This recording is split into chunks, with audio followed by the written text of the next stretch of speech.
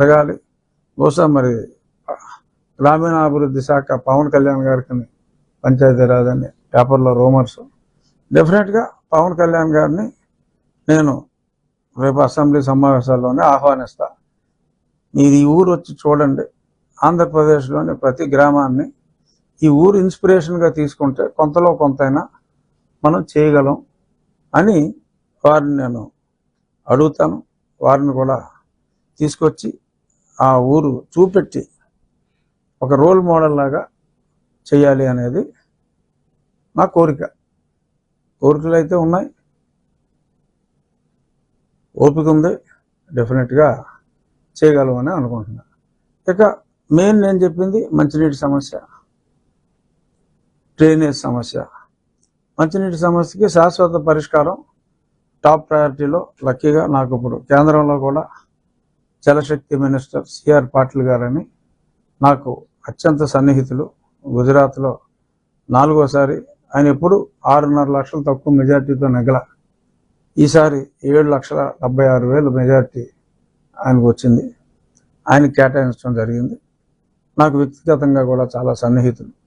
So ఈ గవర్నమెంట్లో మరి నీటి అది కూడా బహుశా పవన్ కళ్యాణ్ గారి గ్రామీణాభివృద్ధి నీటి అంటే రూరల్ డెవలప్మెంట్ ఆయన దగ్గర ఉండొచ్చు కాబట్టి ఎవరైతే ఆ శాఖ ఎవరి దగ్గర ఉన్నా ఆ శాఖతో ఆ కేంద్రంతో ముఖ్యంగా నా నియోజకవర్గంలో మేజర్ ప్రాబ్లం కాబట్టి కీ రోల్ తీసుకుని ఆ ఫండ్స్ ఎలకేషన్ ఫాస్ట్గా వచ్చేలాగా చేస్తాం. ఈలోపు ఆ పరిమళ నుంచి ఆ ఉన్న లైన్కి ఆ మరమ్మతులన్నీ చేసి దానివల్ల ఒక 45-46 గ్రామాలకి, ఈ 70లో 45-46 గ్రామాలకి టెంపరీగా ఒక మంచి పరిష్కారం వచ్చే అవకాశం ఉంది. ఆల్రెడీ ఇంజనీర్స్తో అది నేను మాట్లాడాను, కలెక్టర్ గారికి కూడా చెప్పాను. రేపు మా అసెంబ్లీ సమావేశాలు అయ్యాక కలెక్టర్ గారితో మీటింగ్ పెట్టుకుని ఆ పని కూడా ప్రారంభించి తాత్కాలిక ఉపశమనం దానికి పెట్టిన ఖర్చు రేపు ఆ పర్మనెంట్ దాంట్లో కూడా ఇంటిగ్రేట్ అయ్యేలాగా వేస్ట్ అవ్వకుండా ఉండేలాగా చేస్తాను. అలాగే ఈ గుర్రపు డెక్క ఈ నివారణకి ఒక డ్రైన్ గురించి మన కలెక్టర్ గారితో మాట్లాడటం జరిగింది. నేను కూడా ఒక ఆలోచన ఏంటంటే ఒక 2-3 బుల్డోజర్లు పర్మనెంట్గా ఇక్కడిచ్చి, ఇప్పుడు కాంట్రాక్టర్లు అంటే దోపిడీ అయిపోతుంది.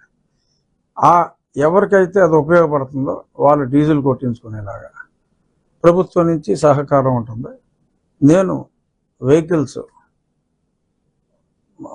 తెలిసిన వాళ్ళ కంపెనీలో, మా కంపెనీలో ఎక్కడో దగ్గర నుంచి తీసుకొచ్చి ఉంచి ఊర్లో ప్రయారిటీలో ఆ గుర్రపు డెక్కలు తీసేయటం, ఆ డ్రైనేజ్, ఆ పూడికలు తీసేయటం కేవలం ప్రభుత్వం మీదే ఆధారపడకుండా ప్రభుత్వ సహకారం తీసుకుంటూ వ్యక్తిగతంగా మా సహకారం, ఆ రైతుల సహకారంతో ఇవన్నీ కూడా క్లీనప్ చేసుకోవాలి. కేవలం ప్రభుత్వం మీదే ఆధారపడకూడదు. ప్రజలు కూడా బెనిఫిషియరీ ప్రజలు అంటే బీదవాళ్ళు ఉంటే బెనిఫిషియరీ అతనే.